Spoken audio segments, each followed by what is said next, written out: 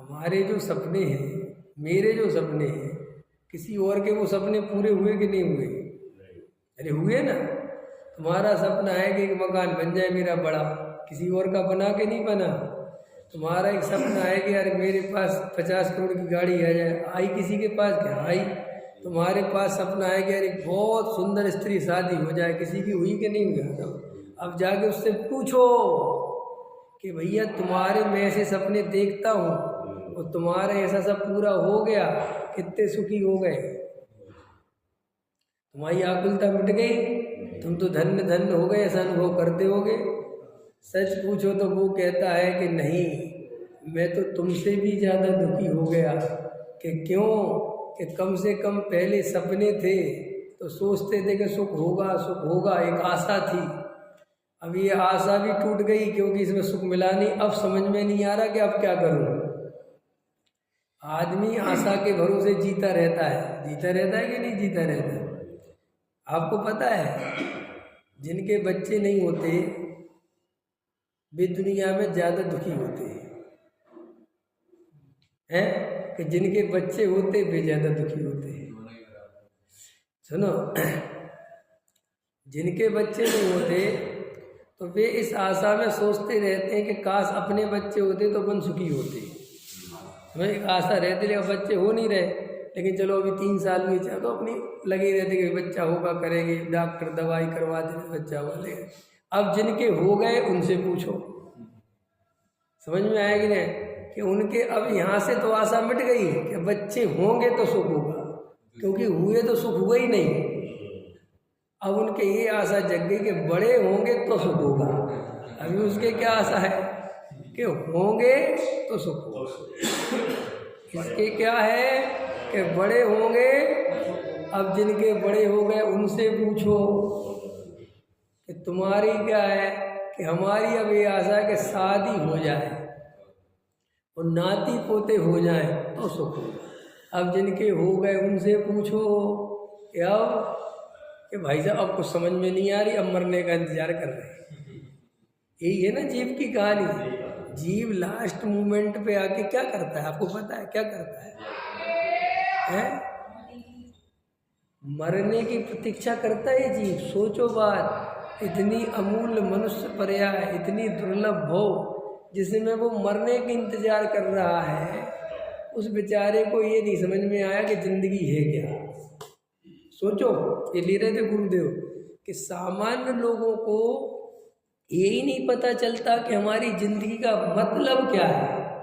हम पैदा हुए और हम 70 साल के बूढ़े हो गए तो हम क्या किया, हमारे पूरे जीवन में क्या हुआ है, हमने क्या कल्पना करी, क्या मिला क्या नहीं मिला, क्या हुआ।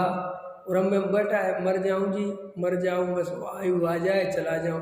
हम लोग गांव देहातों में रहते थे तो गांव में शहरों में क्या अंतर होता है कि गांव में ज़िंदगी बड़ी है, शहरों में ज़िंदगी छोटी, क्योंकि यहाँ कोई बात करने को नहीं है। गांव में से अपन निकले और बब्बा राम राम, और बब्बा बैठे हो, आओ भैया, अब कवे काला है, कवे उठा के ले जाए पता नहीं भैया, वही की बाट में बैठे हैं। अब देखो इतनी बड़ी अमूल्य ज़िंदगी, वो कह रहा है कि मैं मरने के लिए बैठा हूँ, कब मर जाऊँ, अब मेरे से पीड़ा नहीं सही जाती। देखो तो उस मुझसे पूछो कि तू 80 साल का हुआ, इस पृथ्वी पे तेरा जन्म हुआ, तूने 80 साल क्या किया? क्या समझ में आया तुझे जिंदगी? क्या निचोड़ है? कि मुझे कुछ समझ में नहीं आया। कि कुछ तो समझ में आया कि ये समझ में आया कि आशा करते करते करते करते लगा रहा लेकिन सुख नहीं हुआ, इसलिए अभी आशा कर ली कि मर जाऊं तो सुखी हो जाऊं। आशा करना भी नहीं छोड़ी। अब कौन सी आशा है? कि मरने की आशा है कि मर जाए तो कहानी खत्म हो जाए, मर के सुखी होना चाहता है। टोडामल साहब ने लिखा है कि ये मिथ्या दृष्टि की बुद्धि तो देखो कैसी है। कैसी बुद्धि है? मर के सुखी होना। मर के सुखी होना समझ गए कि नहीं? अच्छा उसका अर्थ करो, मर के सुखी होने का समझाओ ना, और समझा। मर के सुखी होने पर टोडामल जी ने आश्चर्य व्यक्त क्यों किया? इतनी सी बात समझ में नहीं है। अरे टोडामल जी साहब कह रहे हैं कि इतना पागल है आया। हाँ वो तो बराबर है, ये वो कह रहे हैं मैं मर के सुखी हो जाऊंगा, इसका अर्थ क्या है? अरे टोडामल जी साहब ने लिखा है, तुम इसका अर्थ नहीं समझते। टोडामल जी ने कहा कि इतना मूर्ख है कि मर के माने अपना अस्तित्व खत्म हो जाओ तो अरे तो तू जब तो अस्तित्व ही खत्म हो जाएगा तो सुख और दुख बचा काएगा? फिर किसके सुख और किसके दुख? जब मैं मर ही गया तो मेरे क्या सुख और क्या दुख? हाँ, तो आप समझे नहीं, मैं मर ही गया, मेरा अस्तित्व ही खत्म हो गया, अब क्या सुख और क्या दुख? अच्छा एक बात, अब मैं आपसे पूछता हूँ, मर के अपना अस्तित्व नष्ट करना ज़्यादा अच्छा है कि हम बने रहे कष्टों में, वो ज़्यादा अच्छा है? बोलो बोलो, कौन सी दो दशाओं में से कौन सी पसंद है? दो में से कौन सी पसंद है? तो आदमी कभी कभी दुख से इतना घबरा जाता है वो कहता मर जाओ। समझ में आया? अरे भैया मर जाओगे तो जिंदगी में फिर काय का सुख काय का दुख कहानी खत्म हो जाएगी। अभी कम से कम जिंदा हो, अस्तित्व है, तो अगर मेहनत करोगे तो आगे सुखी भी हो जाओगे। लेकिन खत्म ही कर लोगे अपने आप को तो फिर सुखी होने का रास्ता ही खत्म है। फिर क्या, तुम तो खत्म ही, दुख और सुख जीव ही। तो टोडामल जी साहब कहते हैं कि मिथ्या दृष्टि जीव इतना बेहोश है कि उसे खुद नहीं पता कि वो क्या बोल रहा है।